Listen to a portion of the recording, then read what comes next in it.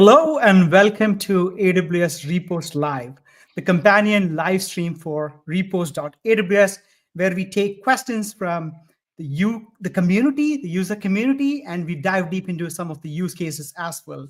AWS Repost Live, the best show in the internet. My name is Anup Shivadas. I'm a principal solutions architect here at AWS, and I'm based out of Herndon, Northern Virginia. It's little cold here, but that's a different story for a day, right? So if you are not there at Repost already, choose your favorite browser, head over to repost.aws and start asking questions. It's a great platform. There's a lot of content there. There's knowledge articles, there are like community groups. So it's a great platform for you to enjoy as well. So just head over to repost.aws, sign up using your AWS account ID or builder ID and get started. Today, I'm joined by Abraham Lobo. Hey, Abraham, great to see you. Abraham is the principal technical account manager from AWS Support, right? Abraham, go ahead and introduce yourself. Thank you, Anup. Hey there, myself, Abraham Lobo. I'm a principal technical account manager, part of enterprise support, in a slightly more colder place than Anup, upstate New York, Connecticut. Wow, awesome. Yeah, I know how it feels to be like in upstate New York for sure. Yeah, cool, awesome. So again, before we dive deep into the topic today, in the chat, let us know where you're joining us from. Last week we had, the community joining across the world, right? So we would love to kind of learn where you're joining us from, and then use the survey link as well, right? We're going to publish a survey link. So please use the survey link and give us feedback about the show. We would love to iterate on the show based on your feedback as well, right? So take that survey and also let us know where you're joining us from as well, right? So again, with the logistics away, Abraham, we have an exciting topic today, right? So we're going to talk about EKS AutoMode, right? Which is pretty awesome. And when I heard about EKS AutoMode launch during reInvent, I guess reInvent is when we announced EKS AutoMode, right? I was super excited, about this feature and all. So let's talk, right, to set the baseline for our audience today. Abraham, let's talk about what is EKS mode, why we did launch that service. Can we start with that? Sure, that's a great question. And what I wanted to showcase in the slide was essentially on means I like to see the show this from shared responsibility model with EKS. So if you look at EKS prior to the auto mode, essentially you had AWS managing the control plane, doing the heavy lifting there, and then you had the data plane, which was essentially managed by the customers. And as you could see, managing a data plane in EKS itself has a lot of bells and whistles, which you could see in terms of cluster capabilities, clustered data nodes, and even the runtime agents out. So what Mhm. we saw essentially was customers they had to make choices like, hey, what type of compute should I need? They have an option of an EC2 or a Fargate. They wanted, but once they selected the compute, then from an operations perspective, they had to understand, okay, what should be my right sizing of compute? Right. How should I select auto scaling context out? I had, as a customer, I had to manage from a security perspective, I have to manage patching, I have to manage auto monitoring out. And then if I have to work with stateful applications and I need a storage driver, so I need to work with plugins. From an ingress load balancing perspective, you need to work with controllers, Yeah. and from a networking policies and IP allocation, you need to work with pod networking to Yeah. CNIs. So there's a lot of stuff which was out there, and this is what EKS Auto Mode is essentially taking AWS taking a lot of undepreciated heavy lifting, including patching, monitoring, health capabilities, auto scaling, and load balancing, which we'll see, and essentially letting customers focus on your application, on your security, and how you can monitor with if any additional add-ons which you need over and above what EKS Auto provides. So that in nutshell I can summarize in terms of what EKS Auto Mode is about. Got it. Awesome. Yeah. I see people joining from different parts of the world, from Kenya, from Algeria, and a lot of people from Boston, Chicago, across the US as well. So that's awesome. Great to hear that from the community across the globe. That's awesome. So Abraham, just to kind of circle back on what you mentioned, right? So EKS in general, we managed a lot of things, but there was still few areas like plugins where user had to kind of manually, do few things, right? That's where we kind of released auto mode so that it's a seamless experience further for our customers, right? That does that make sense? Am I getting it right? Yes, you're spot on. Yeah, absolutely. Cool. Yeah. Always good to be right in some cases for sure. So let's again dive a little bit, right? Since the baseline is done, right? Now the audience is aware of what is EKS auto mode and whatnot, right?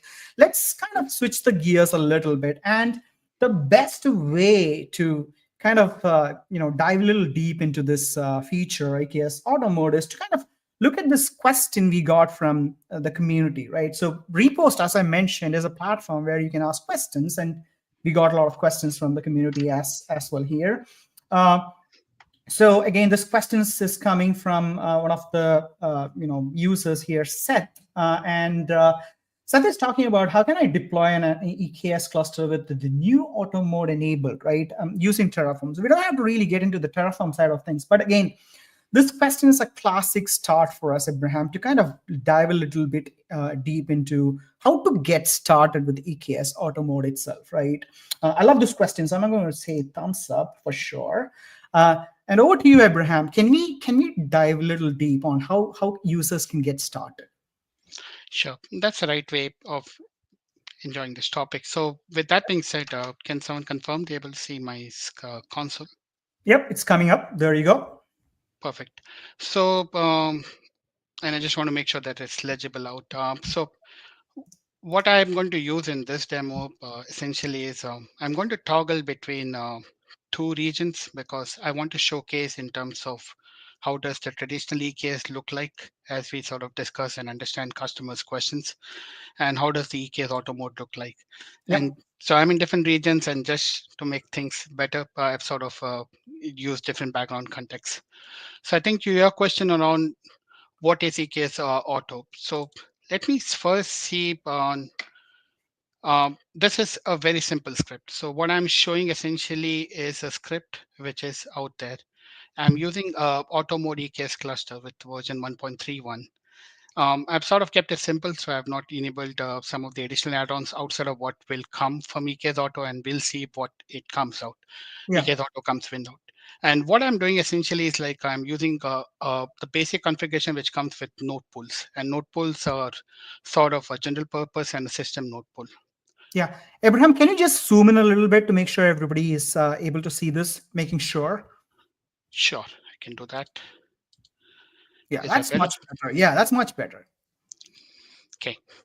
Yep. So this is what a cluster will look like. Now, what I'm going to do is I'm going to actually start creating a cluster because it takes some time. So I want to make sure that while the cluster gets created, we can, I want to then showcase in terms of what the previous scenario was, and then what was the time it used to take out.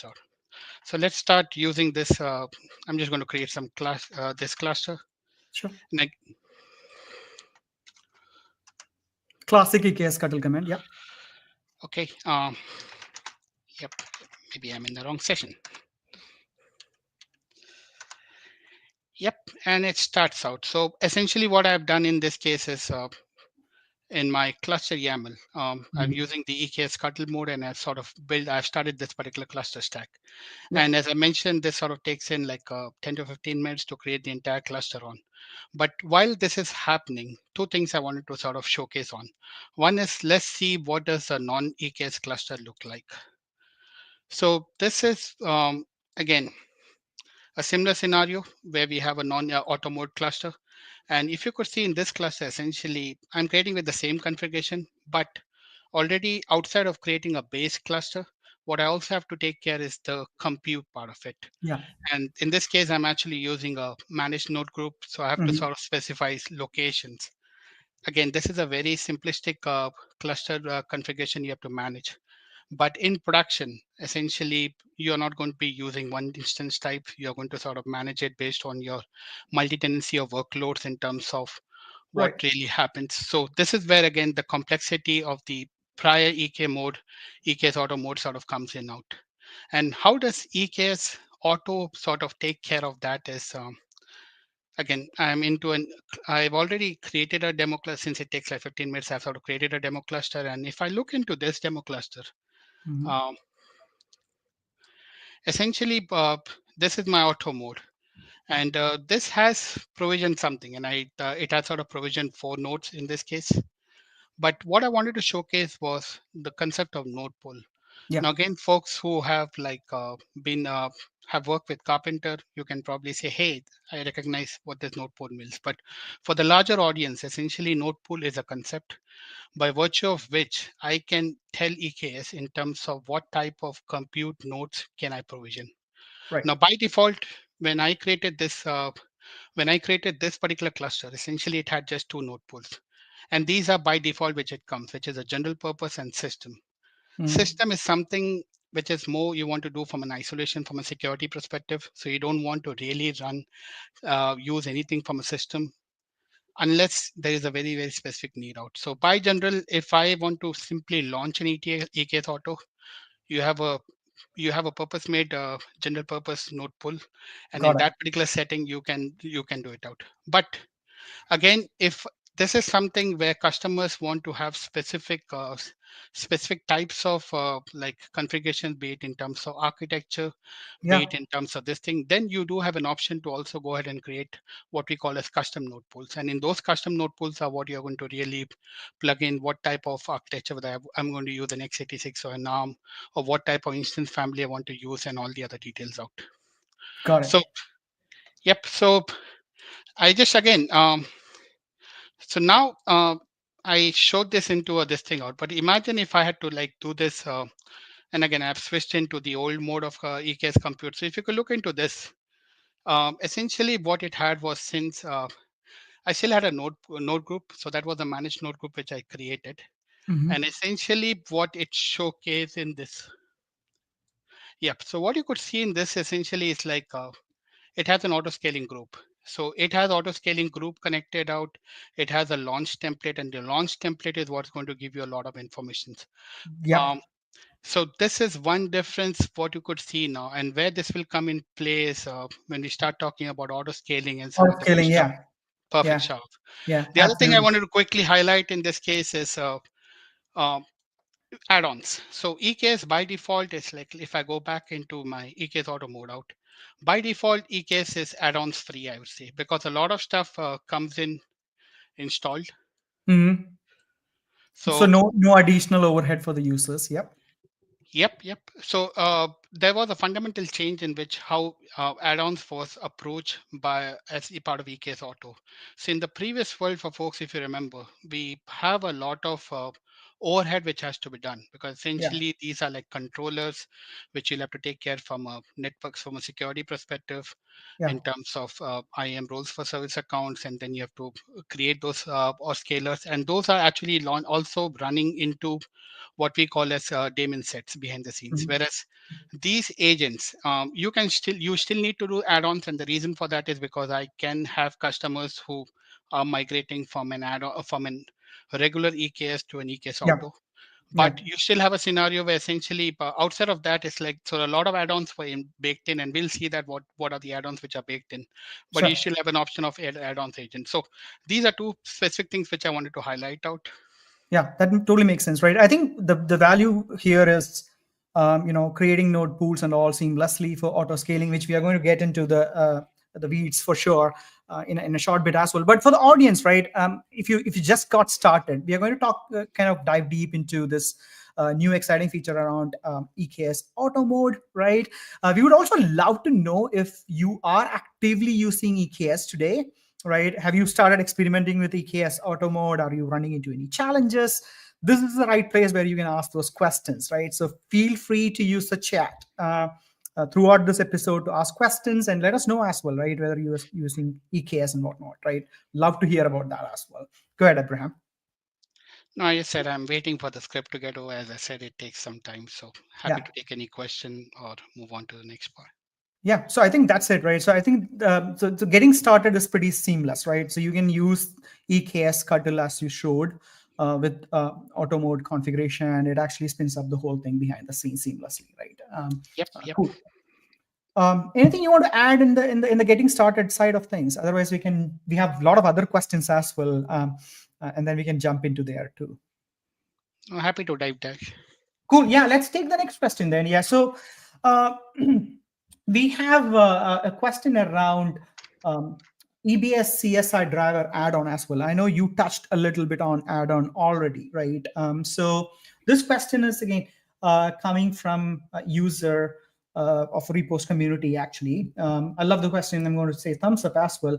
I know that in the previous question I did not show you the answer as well. So as you can see, a repost community is already jumping on these questions and answering these questions as well, and we are discussing this live on this episode too, right? So if you ever want to go back and look at a question and look at the answers, it's going to be there as well. And we even have an agent, which is an AI agent, which actually goes and answers the questions seamlessly for you as well, right? So again, we are not going to dive really deep into the answer now because Abraham is here going to kind of show you and dive really deep into this question. But the question is about uh, EBS CSI driver add-on compatibility with EKS, compute resource AutoMode configuration, right? So essentially, uh, it looks like will the EBS CSI driver add-on be supported, right, with AutoMode? What's your thoughts there, Abraham? It's a great question. And again, as I started the topic, it's one of the challenges customer had from an operational excellence perspective, which Mhm. AWS tried to solve by enabling these as system process instead of daemon set and taking care of the lifecycle management. Yeah, So specifically in this context, what I wanted to showcase was I will take this question into two parts. I'll first take it in terms of what I had to do yeah, in a regular EKS to essentially enable storage. yeah, And then we'll see how does EKS Auto is really sort of helping this from a seamless perspective. It's so what I'm going to do is I'm going to show, and again, and then we'll see those in this thing out. So I'm showing you some sample scripts. Again, everyone who has worked with add-ons, they can agree that in this yeah, case, what I'm trying to do essentially is I'm trying to associate an OIDC provider because I need an OIDC provider to communicate to let EKS use an authentication method to communicate with Kubernetes. And then I have to create a service account. And the reason I need to create a service account essentially is because I need to, I'm creating a service account and I need to give associate privileges from AWS resources to Kubernetes resources who are using that service account or who have that service account enabled. So this is the additional thing what we have to do, which is what we call as the IRSA setup. yeah. And subsequently, I have an add-on which is created. Now, Mhm. once I have an add-on which is created, then again we are in basic Kubernetes 101 that I now have a storage class which is Travis drivers which is created, and now I have to worry about a storage class. And so I am enabling a storage class in this case, and then subsequently I'm going to use that storage class in my persistent volume. So you could see this has a lot of tentacles. Means you have to really do a lot of setup and other stuff out. Now, with that being said, let's see what happened when EKS auto came in place. So from an EKS auto perspective, what we're going to look at is we're going to look at resources. So let's see in Yeah. the resource section. And we are going to be focusing on storage. So first thing is, if I look at the storage, I didn't have to do anything. So I created this cluster, means this Mhm. was the Jan 30th cluster I created. And you could see by default, I have a driver which is already enabled for EBS and for EFS. Right. Now, folks may have a question, what about S3, S3 Yeah. mount point? Even and that's something which is in the again that's currently an add-on, but again something in the roadmap for in future to be all auto enabled. But for now, what we have is EBS as the question in repost was asking for.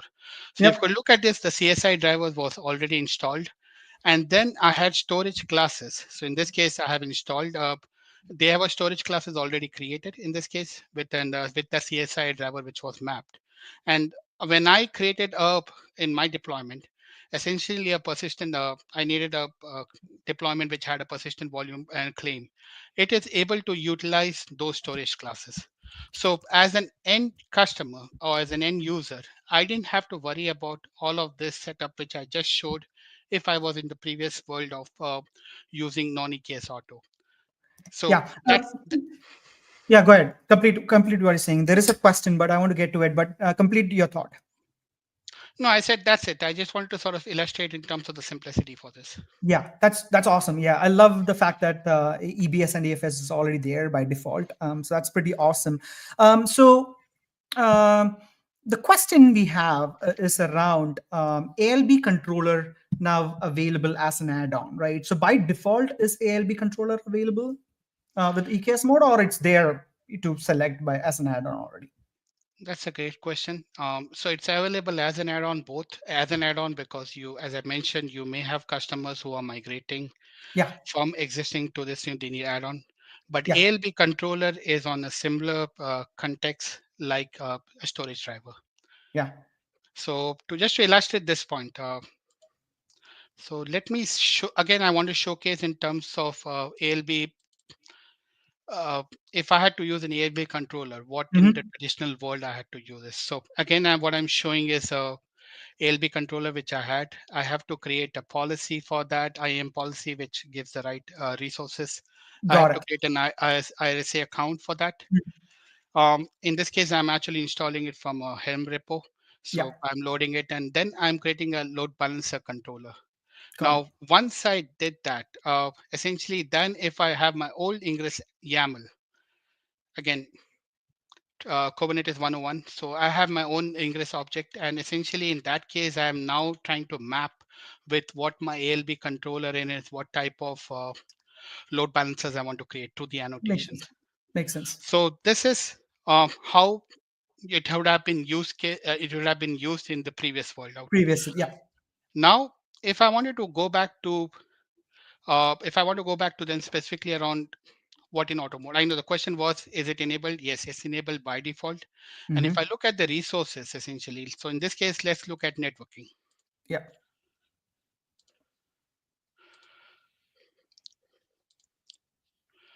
Yep. So this is the auto ALB. So what's happening is behind the scenes, this is my YAML ingress object out. Now, this is, if I have to create an, because my ALB control is already out there, yeah. this is my ingress deployment which I have. And what I'm doing essentially, if you look at this, I didn't have to do a lot of installation, IRSA setup and all that good stuff. There Right. has been a slight change because we added this as a new, uh, so it has the kind as a class params, but essentially using this ingress class and ingress params, and it is mapping to a controller which is already out there. Got it. That does the trick what you would have needed a traditional or load balancer controller to do it. Got it. Makes sense. So that's available. And we also have another question around like, hey, I'm familiar with EKS, but I'm far from an expert. That's totally okay, right? The show is for an expert as well as a beginner. That's totally fine. Would like to see how it can help auto scale with Karpenter, right? So Abraham is actually going to get into Karpenter very shortly. So please stay tuned, and we're going to address that question as well, right? Appreciate the practical demonstration. Kudos to Abraham. Yeah, we love demos in the show. It'll be great if demos fail too. We love to troubleshoot things live here. But I hope nothing is going to break today. But yeah, there will be more demos. So stay tuned here as well. So Abraham, just closing the loop here, right? So we're kind of talking about the EBS CSI driver, and as you showed, the EFS one and the EBS one is there by default Hmm. when you do the EKS auto mode. So that's pretty awesome. I love it. And S3 is something which is being worked upon, right? In the future, there will be an S3 one as well, right? That's what That's you're correct. trying to convey. Okay, great. Awesome. That, Um, I think we can switch gears a little more here. In the realm of operational excellence, right? There is again a question from Nidhi, one of the users. Um, it was asked 13 days ago, which is pretty cool. So again, the question is around, I'm currently experimenting with EKS auto mode and I'm trying to use the same ALB for multiple services. Unfortunately, the code is creating separate ALB for each service, etc. Right? So essentially, can you talk a little more on that load balancer functionality and make sure everybody is aware of how this is being done differently in auto mode, right? I think that might be a good way to kind of start yep, answering yep. this specific question. Yep. And actually, we just covered that in the previous question when someone had it. So, Yeah, again, happy to go again. So, this is what a traditional load balancer controller will need. Essentially, you need to have the IAM policy, you need to have the IAM service account, yeah, and then you're installing a load balancer controller. Now, since yep, my deployment is actually over, what I can yeah. see is I can show some stuff. Yeah, while you do that, this question, and we'll pull up the question again after a bit, but this question was answered by a repost agent. So, as you all say, right? Like, this year is the year of agents, AI agents, and whatnot. So we have a repost agent too, which actually answered a question. But yeah, we'll wait for Abraham to kind of show that live. But this has been already answered. Sure. So what I want to quickly flip is like I'm on the US East one. As I started my demo, US East one is what we're going to use the traditional one, and I wanted to make sure that I'm there. Yeah, So what I wanted to showcase was essentially, so I did all these commands out, and as I mentioned out, if I go to like,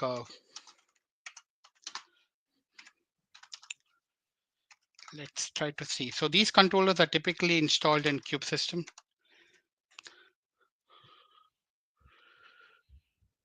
Okay, but cube what dash am I missing? system typo. No, it looks okay. Looks okay. Yeah. Okay, so this is okay. Um, okay. So this I'm in my old. Let me just check my context. Okay, let me go back and again, what I'm doing is I'm sort of changing the context out. So KGNS. Um,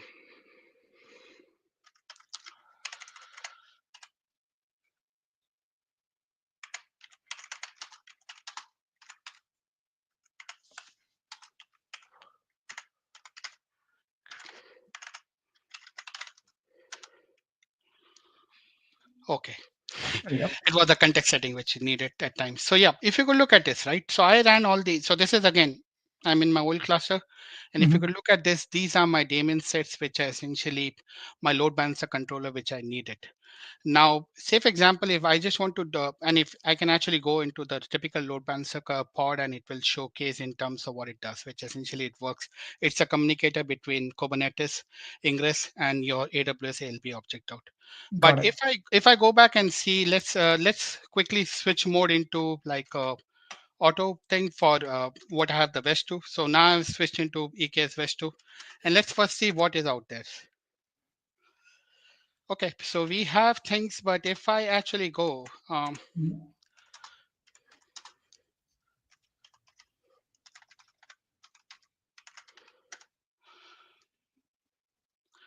so you could see that Oh, I didn't need a lot of stuff. But yeah. now you may ask, like, hey, what's happening behind the scenes? Am I still using it? Yes, I'm Mhm. using it because I showed it in this context where we do have the networking resources and we do have this currently out. So I just wanted to reiterate that point that essentially how this is different in EKS Auto, where essentially all that is built in, and these are controllers, but there's something just for diving deep further, this is something which AWS manages in its own account. So Yeah. you don't see anything out from it's a system process and all. From your perspective, essentially it exposes, it's available for you to then create an ELB, and through the ELB mapping to the ingress you can sort of use your application. Yeah, that sounds great. Awesome. So if you again go back to that question, right, to kind of close the thought on my point, right? So the question was asked, and again, as you can see here, exactly like how Abraham mentioned, our repost agent is pretty detailed. It's actually giving you some, structure around a single ingress resource as well, and then pretty much like going deep into the question and trying to address that as well. So that's the repost agent in action as well, right? Cool. So again, switching gears, I think this is where things gets really interesting because one of the favorite topics for me for the last few months has been around Karpenter, right? A lot of people are using Karpenter. I've just heard from my customer that They are moving from a third party auto scaling solution to Karpenter because they love Karpenter. And with EKS auto mode, right? I know a lot of people are excited about Carpenter. I love Carpenter too. Um, so with EKS mode, how does that handled, right? Abraham, can you walk through how the Carpenter integration looks like? How it's different than traditional auto scaling. Let's look at the old way and then the new way. Can we touch on that? Sure. By the way, these are great questions. Something which I wanted to discuss today, and just spot on. Yeah. So, um, okay. So let's see how do we do scaling in the old way. Now, in the old way, I started, or let me go back to this part of it because I want to showcase again. So this is again my old cluster. Just you can see now colors, and I have a node group, and I'm trying to launch it out. And if you could look at this, essentially what it does is like it also maps to you. Where are my node groups, by the way? Just yes. So this is my node group, and let me click on this part of it. And what it does is like I wanted to showcase two things. Like it needs a launch template because the launch template tells you exactly what resources is going to launch. Right. And then it needs an auto scaling group. And the auto scaling group essentially is your target in this for your managed node pool. When you create, so in this case, I created a managed node pool and this thing auto scaling out. Now, what used to happen in the old way is like even after doing this, will it solve my cluster will it solve my auto scaling? Now before auto scaling, before I take the question of auto scaling, essentially auto scaling in Kubernetes or EKS, we talk about two things. We talk about auto scaling from a pod perspective, and we talk about auto scaling from a node perspective. Hmm. Again, auto scaling from a pod perspective is what is being handled by horizontal pod scaler or HPA Yeah. Kubernetes deployment. And then once we create an auto, but for scaling across the nodes, what we also needed in the old way is a cluster autoscaler, because essentially what used to happen was you had this many pieces together where when there were parts to be scheduled, when there were more parts to be scheduled, which needs a new node because Kubernetes is trying to schedule a pod, there is none out Hmm. there. It sort of Okay. speaks with the cluster autoscaler, and then the cluster autoscaler will try to talk to an autoscaling group, and the autoscaling group will try to launch and this thing out. So this Sure. was the old way. And what does it look like again? Since you mentioned about cluster autoscaler, it's like if I look at let's see if I have one. Okay, man. Okay, okay. So which is fine. Okay, think this is my Karpenter setup, and I'm just trying to check for my commands if I have a cluster autoscaler. By the way, more users are joining. Thanks for joining. Okay, which is fine. I did create something like that, so that's fine. I can probably explain you the screen itself. So let me first switch into my old uh, context setting. Sure. And now, again, what I'm going to do is I'm going to check what is out there in my. So you could see that I have created something like a cluster autoscaler object. And what is this does is like if I, and again, this is Kubernetes cluster autoscaler is like is an add-on for from EKS, Got it. which essentially speaks it out. And if I do like pod,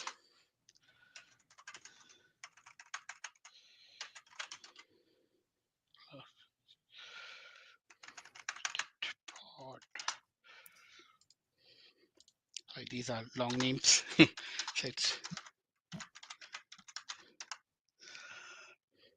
yep. So this is what a cluster autoscaler will look like. But essentially, this is now what it does behind the scenes is it used to do what it called as a node auto discovery. So in this case, it's actually trying to map to an auto scaling group.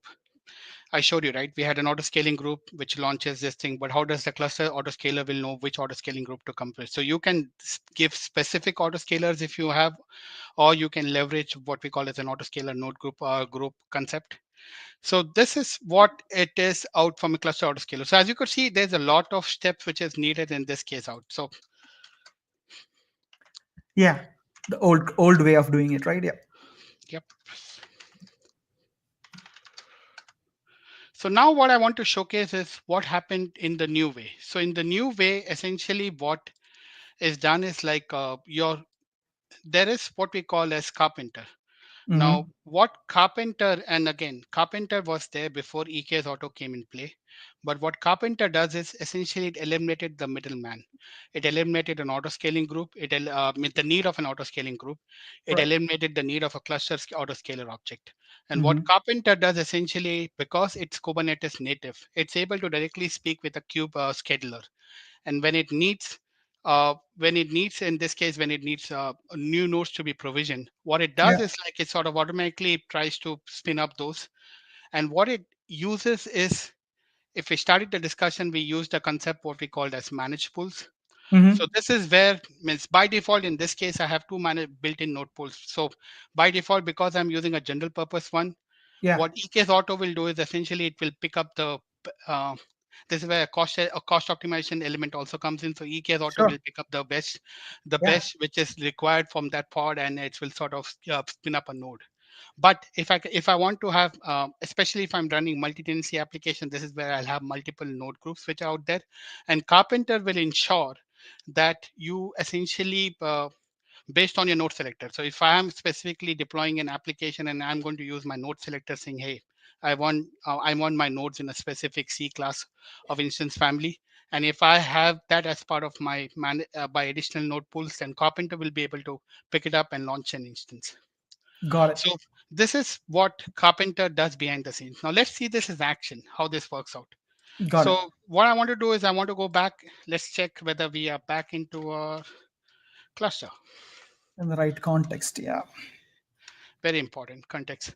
So what I'm going to do in this case is essentially I have already a deployment out and I have an horizontal pod scaler. Now we started Yeah. with an HPA object, which is a horizontal pod scaler.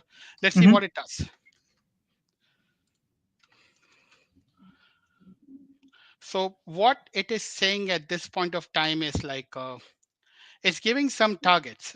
You specify, and we can see this in the.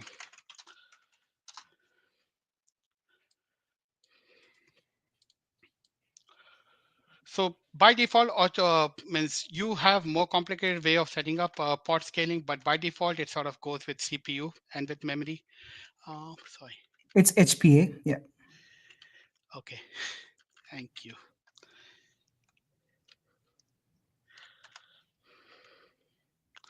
Okay. So in this case, what I have done is essentially, again, this is the horizontal pod scaler.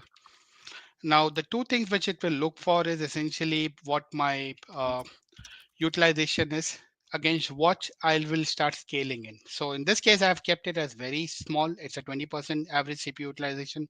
Normally in production, you'll like to have more. And then what I'm saying is like, hey, I want to go scale maximum to 100 replicas. So these are my two criterias, my scaling reference. And again, I'm trying to target this in context of this particular deployment object.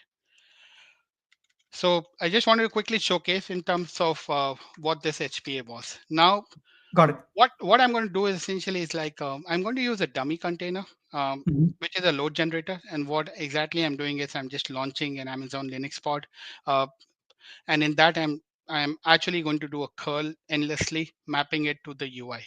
And Got what it. I wanted to showcase was like how does Carpenter react when Mm-hmm. we have more things out. So let me first see if I have that pod. I hope I. If not, I had to. I'll create it. So Makes sense. okay, We have a question as well. We'll bring that question pretty shortly, but continue. sure.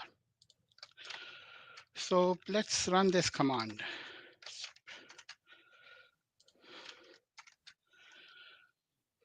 So once I did this, what I wanted to showcase was like two things I wanted to show. One is Mhm. like what's happening from a node perspective. So when we started this, we saw there were four nodes, Yeah. and now there are three because Carpenter keeps on Oh, yeah. consolidating it out. And I'll show you how that does. Means how can you get some of the events and good stuff out. Awesome. So And let's see how this auto scaling thing is going on, by the way, if I want to see. So, yep. So it's already into 100 pods at this point in time because I've already scaled up. I believe it's already been scaled up out. So what we can do is, let me delete this object. Uh, I always get nervous when I delete. yeah, but I see that object already scaled. So, Sure.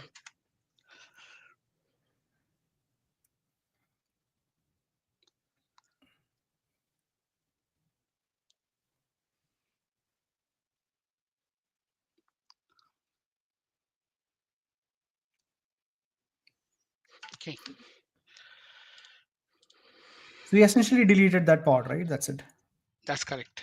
And but that was my pod, which I was sort of using it to demonstrate the scaling part of it. Yeah. And no, this is still so it's sort of exceeded the maximum replica of it, which is fine. Yeah. Um, what I'll do is let me go back and sort of try to maybe increase it to 150. So let me do that out.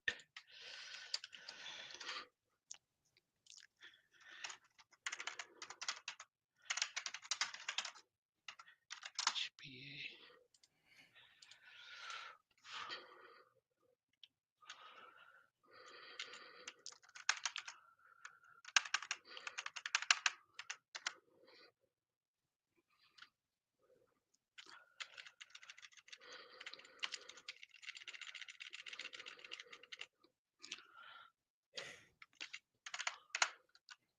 Oh, so you're essentially increasing the max replica. Okay, to 150. Yes, yes. Got it.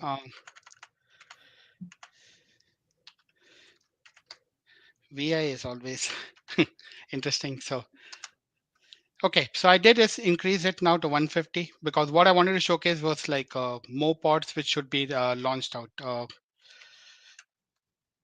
So let's see back on this part.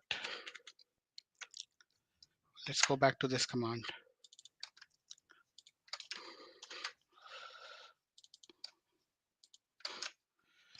Sorry, this is better. Let me check it to this out.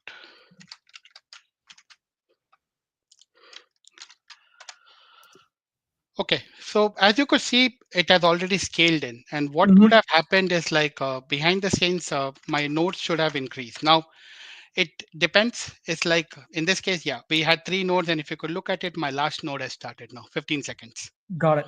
Makes sense. So what has happened is like behind the scenes, Carpenter, again, I didn't have to do anything else. If I saw Yeah. it, and like Carpenter is, and one thing for folks who have worked with again with original cluster autoscaler and what you see with auto mode and with inbuilt Carpenter feature essentially is it's your latency of scaling, something essentially needed if you have an application which is low latency where there's variable workload. You should this is a feature which you will have from that perspective because essentially because you have eliminated the middleman in terms of the cluster autoscaler and the autoscaling group, Yeah. essentially Carpenter is directly speaking with the EC2 APIs and is able to launch those nodes much faster as compared to what you have with autoscaling group out. Awesome. Great. That's a wonderful demo and explanation of Carpenter. I love Carpenter. We have a question from Whisper12 underscore who just, who's been in the show and asked this question. And you read my mind, Whisper12. Uh, can you still run self-managed Carpenter installation alongside with auto mode offers, right? Is there a balance which customers can do, or is it just like automate will take care of everything? Can this be done?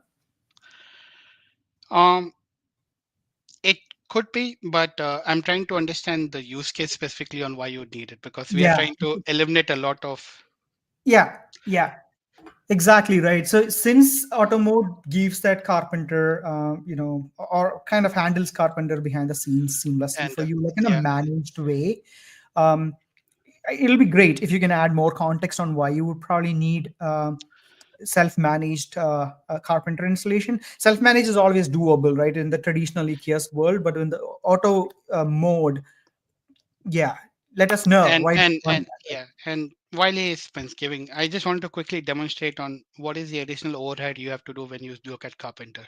So what I have is a script again. Yeah, I'm trying to, so in this case, I'm using my latest version of Carpenter, the 101 version, which is out, or 1.2 version, which is out there. And you could see I have to take the entire 9 years. I have to do a lot of identity mapping. I need to yeah, associate my provider. I need to do the ISA account. And then I'm essentially installing Carpenter. And correct. so there's a lot of steps which are involved. So I'm pretty curious to understand on what specific needs were there, Yeah. which you still want to use as a Yeah, managed. ask a question. Whisper 12, Repost is a platform where you can ask question. Ask a question on this mixed mode thing, is what I would say. We'll address that for sure as well. Cool. So, kind of summarizing the whole Carpenter story here, right? So, my perspective is in the traditional world, you had HPA and then you had cluster autoscaler. In the new world, there is no HPA and there is no cluster autoscaler, right? Carpenter behind the scene does everything for you seamlessly. That's wonderful. And Abraham touched on this a little bit, but I want to shout this out really hard in the show that cost optimization is a big thing for every customer, every users of EKS and AWS in general. Carpenter makes that world much more easy, right? It's a big cost optimization play as well. So very important to get into that world for sure. We are almost running out of time a little bit. We still have time, but we are kind of almost getting there towards the end of the show. Ideally, we love to talk about security first, right? Job zero, everybody wants to talk about security first, but we are talking about security towards the end of the show. That's okay. But Abraham, we have a question here. Uh, if you can just switch the screen a little bit and get to this question in the back end. We have a question on repost around. There we go. The question is here. So Arun is asking this question around how to enable EKS pod identity and assigned role to service account running workloads, right? Not exactly in the context of EKS auto mode, but this question is a great question for us to kind of talk about security in general with EKS auto mode, right? Can we get that get there, Abraham, and kind of talk about the security aspects? Sure. And this is a great question again. Great questions in this session. So, security in EKS auto mode essentially, we are looking at three dimensions. We are looking at cluster security. We're looking at pod security, and what this question is around, which is essentially pod identity, and we'll go into details. And then the third element of security we're looking at is like the node security itself, and what is EKS auto doing it. So let me first touch base on specifically the cluster and the node, and then I'll come to this question on. So from a node perspective, essentially what EKS does is like if you EKS all the default nodes which it does. Are you showing something, or you're just pretty much like walking through? Okay, perfect. There you go. Yeah, I'm showing it out. So if you look at it, I just picked up a node, and if this would have seen like bottle rocket. Mhm. So that's the default node. All nodes which are provisioned by EKS Auto, they are Bottle Rocket or OSAMIs. And as you're aware, Bottle Rocket was something which was launched by, it's an open source project was launched by AWS, where essentially it was the purpose built AMI for containers, for running containers, because it offers all the hardened, it maps to the all CIS level 1, level 2 security standards on container workloads in terms of read-only file system and sort of not allowing shells and not allowing minimum. So there's a lot of security which is already inbuilt by just you using EKS Auto, and behind the scenes, it's sort of using Bottle Rocket from a node security perspective. Another thing which I want to highlight was that EKS Auto will do a recycle of your nodes every 21 days, 14 days by default, and if you want, you can go till 21 days. And what it does is like, because we are using an hardened image, we're using this, we talked about add-ons earlier, those are all baked in. Um, Historically, this was a challenge, right? Means how do I patch, or how do I upgrade my nodes?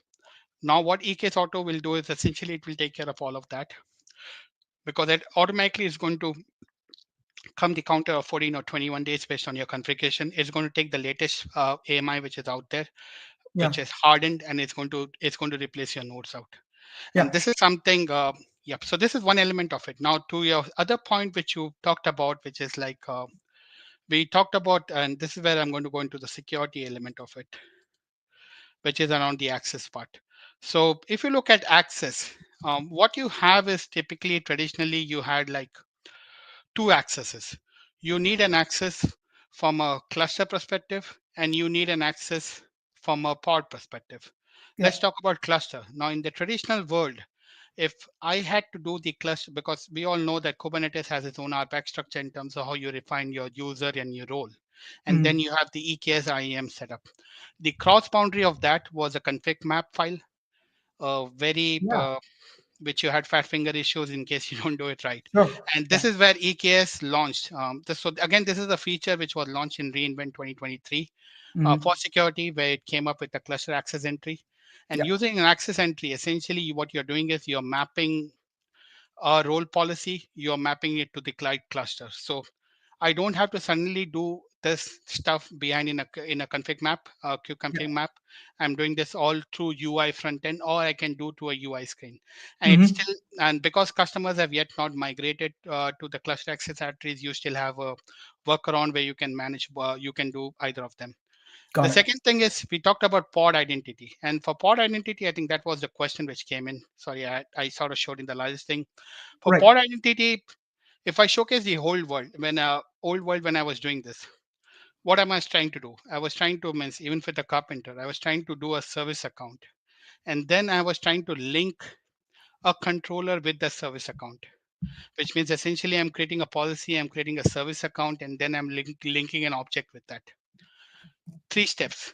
What EKS pod identity does is that it essentially does this in a single way. Now, Mm. so what you're doing in this case is essentially I've just picked up one.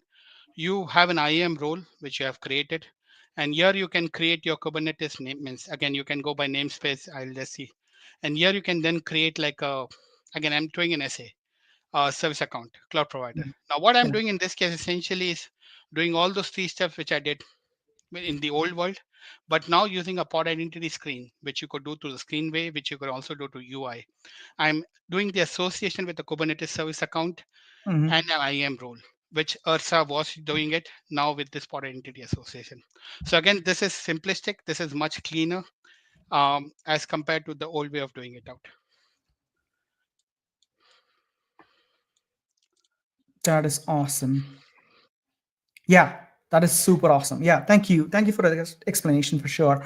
Um, we kind of touched on Carpenter a little bit earlier, and Whisper 12 again came back with some more insights on why you might want to run that in a mixed mode scenario, right?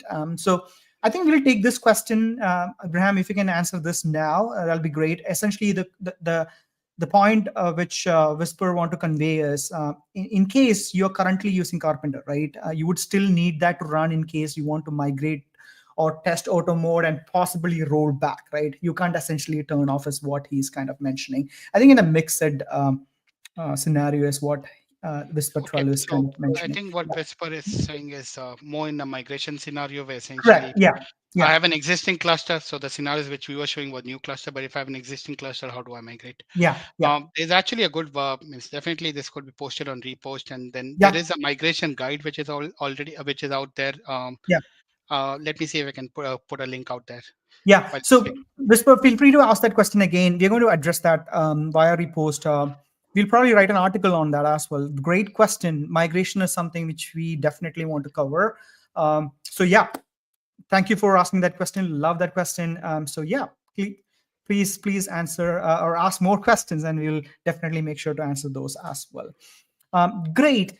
Any last minute thoughts, Abraham? We covered a lot of ground, right? But again, on the security side, anything that you want to kind of mention? Before that, I think I had a link. I just want to show point the link out there. Sure.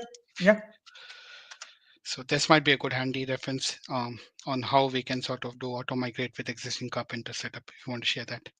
Okay. Yeah. I think our team behind the scene is going to share that as well. There you go. I think perfect. Yep, cool. So that link has been shared already. And before we wrap up, I think we have like 5 minutes to wrap up. You briefly touched on Bottle Rocket, right? So Bottle Rocket, do you want to talk briefly on that as well? So um, every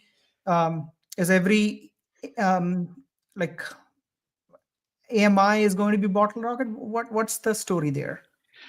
That's a good question. So currently, it's like every in the traditional world, you had EKS optimized AMIs and you had bottle rocket AMIs. In the EKS auto mode, currently what is rolling out is bottle rocket. Hmm. Again, customers have asked in terms of, hey, if I'm using a what I should say a custom AMI, how can I still leverage the power of EKS Auto? And Yeah. that's something which the service team is sort of being in consideration from a roadmap perspective. But for now, the restriction is primarily on using Bottle Rocket as an EMI from an EKS Auto perspective. That is awesome. Great, great, great. Cool. Great. So I think if there are no further questions, I think we ran out of questions in repost at this point of time, but we would love all the audience here to kind of ask questions. We would love to know whether you are using EKS today. Are you planning to use the EKS auto mode? Because I hope Abraham and I were able to convince you to start thinking about EKS auto mode as well. There is a lot of value. You've seen that, right? There's a lot of overhead in the past. Even though EKS is a managed service, uh, there was still a few things that's still is your responsibility, right? So we're trying to reduce that overhead for you. So we learned about a lot of things, right? We learned about how to get started with EKS auto mode, how to use EKS standard EKS scuttle command, or even the UI to get started with EKS auto mode. We looked at the add-ons, right? We looked at the CSI drivers, EBS, EFS, and Abraham mentioned S3 is coming too. We looked at load balancing capabilities. We looked at Karpenter in depth, I would say. Great demos as well throughout the show. So that's what we did, right? And we looked at the security aspects of EKS auto mode as well, right? So great feature EKS mode. Jump in and start exploring and ask questions, right? Please use repost, ask question, use your favorite browser to just head over to repost.aws. It's super easy to sign up. All you need is your AWS account ID, or you can use a builder ID. Builder ID is something which you can create for free. It's super easy. There is a lot of things around a builder ID too. So just use your builder ID or AWS account ID, head over to repost, and then start exploring the platform. While you're there, go ahead and follow our tag as well, repost tag, to stay up to date on all our upcoming shows. So there are many shows that's planned for sure in the coming days and weeks and months. So follow our tag, and thank you. Great presentation, Abraham. So yeah, and again, use the survey link in the chat. Let us know what you liked the board show and what you like us to improve on. Give us feedback. We'll love to iterate based on your feedback as well. Coming up next week is an exciting topic. So join us next Tuesday, which is February 25th, as you see in the screen, 2 p.m. Pacific and 5 p.m. Eastern, where our expert is going to dive deep into Amazon Q, right? Generative AI. Everybody talks about generative AI, right? So we are going to look into some of the operational aspects of Amazon Q logging and monitoring too. So that's something that you don't want to miss out. So tune in there, and don't forget to click, the follow button on Twitch, LinkedIn, YouTube, Facebook, wherever you are joining from, and make sure you follow the AWS Repost Live tag, right? So you can get insights about all our upcoming show. Remember this, AWS Repost Live, right? We'll send some of these stickers. We'll find a way to send some of these stickers as well to you all sometime in the future. Again, until next time, happy building. Thank you.